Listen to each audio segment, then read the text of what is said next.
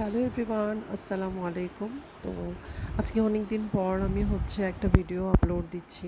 ইনশাআল্লাহ আপুদের ভালো লাগবে। তো আজকে আমি চিচিঙ্গার ভাজি বানিয়েছিলাম। তো চিন্তা করলাম যে রেসিপিটা শেয়ার করি। আমি জানি কম বেশি সবাই রান্না পারে, আর রেসিপি দেওয়ারও ওরকম কিছু নাই, বাট আমি যতটুকুই পারি আমি দেওয়ার চেষ্টা করি।